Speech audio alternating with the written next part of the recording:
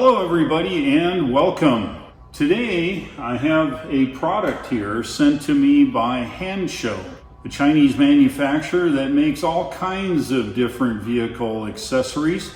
They noticed that my CyberTruck needed something. They contacted me and I agreed to install a pair of the running boards here on the CyberTruck. My wife is all of 5'2". She has a rough time getting in the CyberTruck. Could I lower it? Yes, but I thought I would try the running boards and we'll see just exactly how cool the Hansshow running boards are.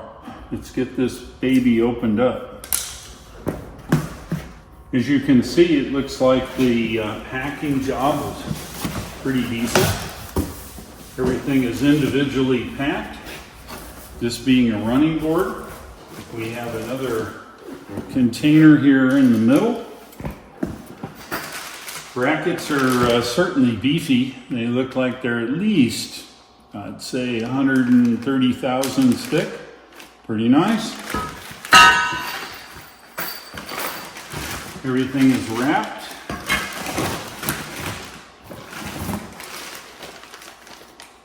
It's all welded, all marked. Looks laser cut, so that's cool.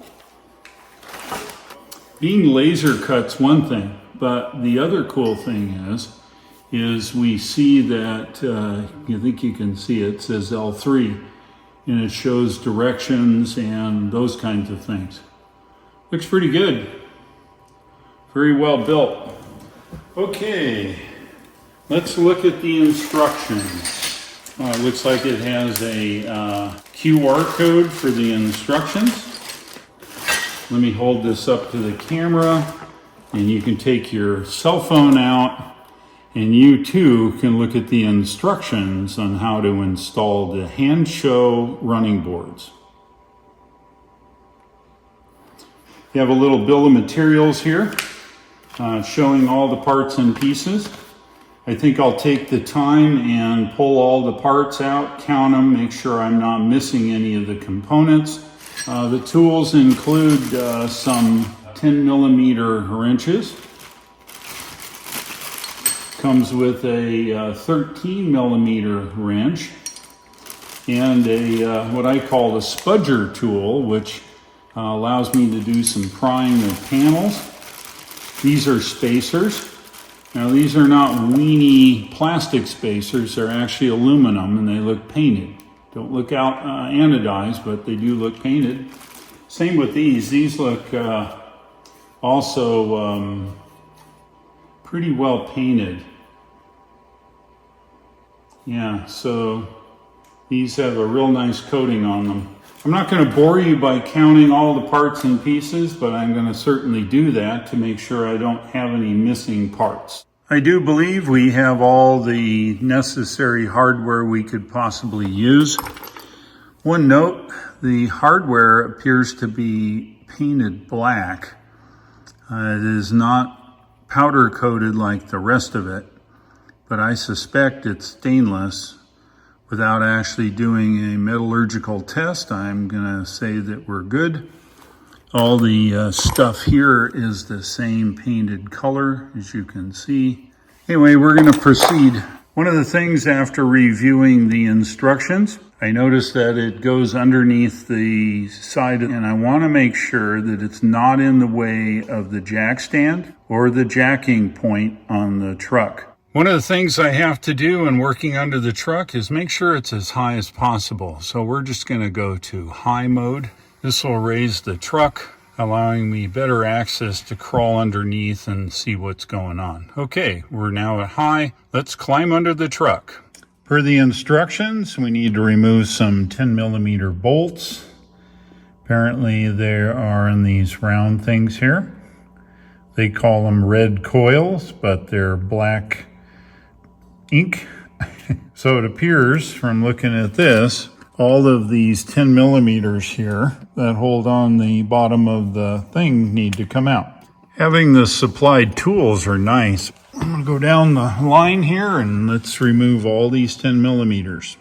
I've attached the forward bracket used a number 6 long, a split washer and a flat washer, and a spacer that goes here so it doesn't crush the escutcheon. I used the number 8 here with a split washer and a flat washer. It bolts here. The only concerning thing is if I turn the light on here, we can see that that is the jack point directly under the bracket. If I was to jack up the car, it might cause trouble, and I don't know if I can jack it on this bracket. So if I had to, I may have to just remove this bracket.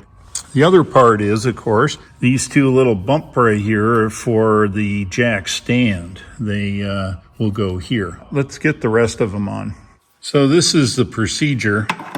Essentially, you remove the bolt that holds the plastic, molding maybe.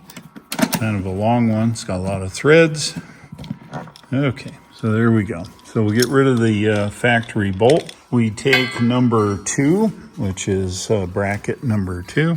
Now, how I usually do it, I'm going to put the phone down. You're going to look straight up, and I don't know if it'll work, but either I'll break the phone or you'll get a good view of it.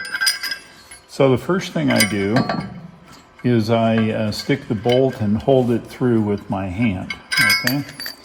Try not to drop it on the camera. Then I take this spacer and I stick it on, and then I stick it up here. I get my nut driver, my 10 millimeter nut driver, and stick it on, okay? Then I stick it up in the hole, and again, try not to break my phone, and then I thread this in the hole. Once I get everything started, I'll just kind of sock it up a little, okay? So now the weight is being held by the 6 millimeter bolt. I'll take its companion 8 millimeter, stick it into the threaded bolt into the frame. I think this was actually used for a bash plate, maybe that is not available yet. Something that will cover the whole bottom of the vehicle. Anyway, we'll just sock it up a little bit so we have some movement, because we're going to need to do that to get the running board on. All right, so let's go on to our next one. This will be the last one on the driver's side. And I don't need to really show it to you. It's essentially the same. The 4 brackets are mounted per the instructions. They are loose, mainly because as I stick the running board on, I gotta do some alignment. The running board's pretty gnarly. It's coarse powder coated like the brackets. Looks like the running board survived shipping.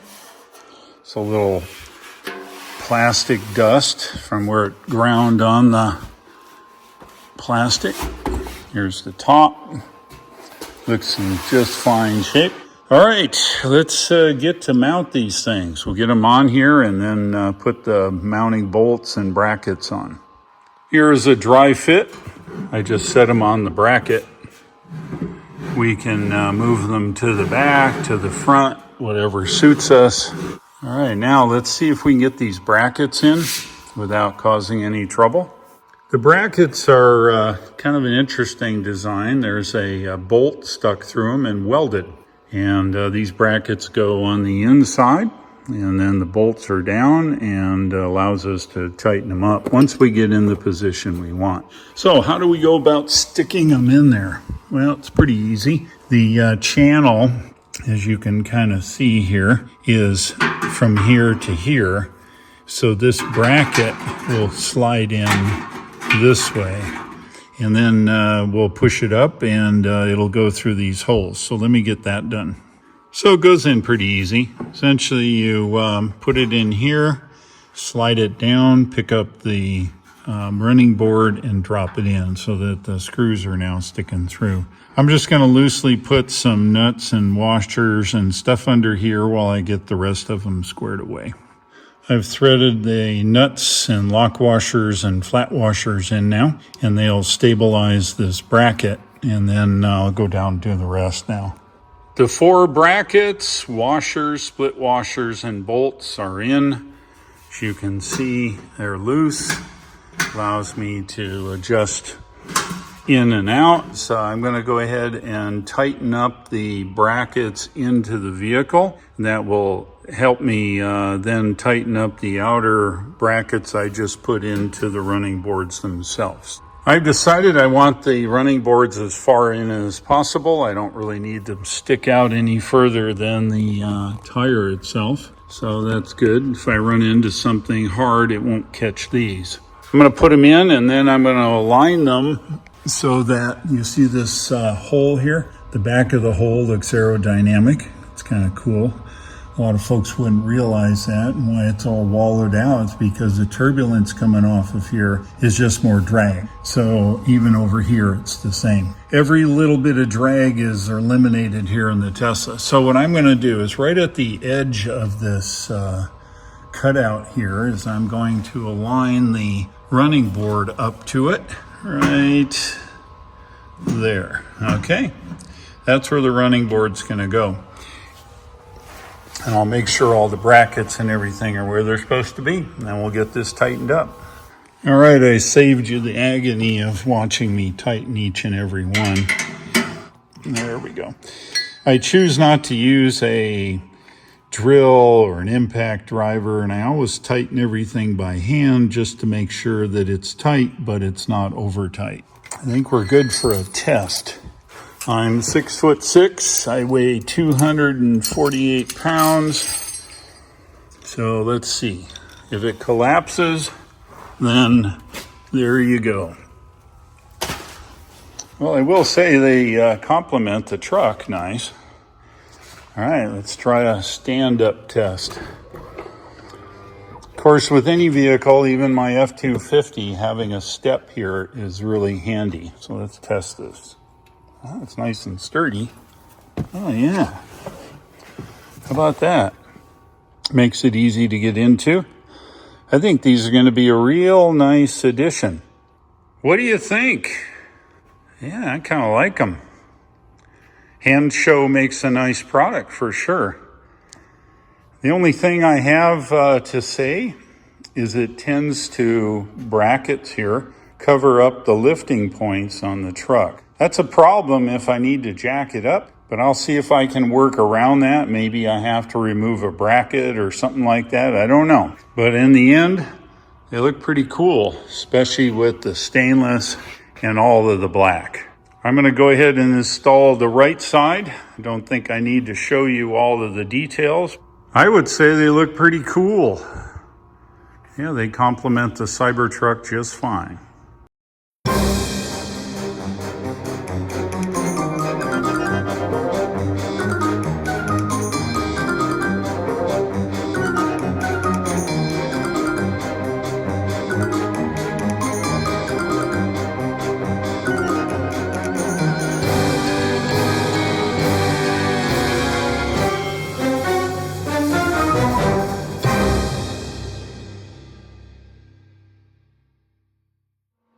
The passenger side running board is on loosely.